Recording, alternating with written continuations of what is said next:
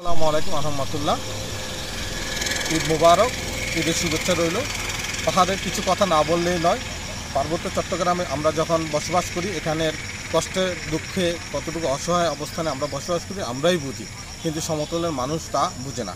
আপনারা জানেন যে এখানে বিচ্ছিন্নবাদী সশস্ত্র গ্রুপ কয়েকটি রয়েছে, যেমন ইউপিডিএফ, জেএসএস। তারা কথায় কথায় বলে আমরা জাতির অধিকার নিয়ে আমরা লড়াই সংগ্রাম করি, জাতির অধিকার নিয়ে আমরা কথা করি। এটা পুরোটাই হচ্ছে যে মিথ্যা এবং উপজাতি ভাইদের সাথে মূলা ঝুলানো বা ধোঁকা দেওয়া, এটা এক কারণ। আরেকটা বিষয় হচ্ছে, পার্বত্য চট্টগ্রামে তারা জাতির অধিকার নিয়ে যদি আন্দোলন সংগ্রাম করতো, তাহলে তার ভাইকে তারা নিজ হাতে গুম করতো না, খুন করতো না। এর পিছনে রয়েছে তাদের চাঁদাবাজি।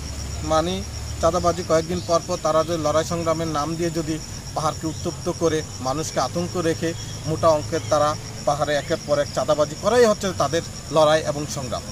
আপনারা জানেন যে খেটে খাওয়া মানুষের হাতে তারা অস্ত্র তুলে দিয়ে তারা জাতির অধিকারের স্বপ্ন দেখায়, এই রাষ্ট্রকে দ্বিখণ্ডিত করবে, তারা রাষ্ট্রের মালিকানা দাবি করে। এটা আসলেই পুরোটাই একটা মিথ্যা, এই উপজাতি ভাইদের সাথে ধোঁকা দেওয়া।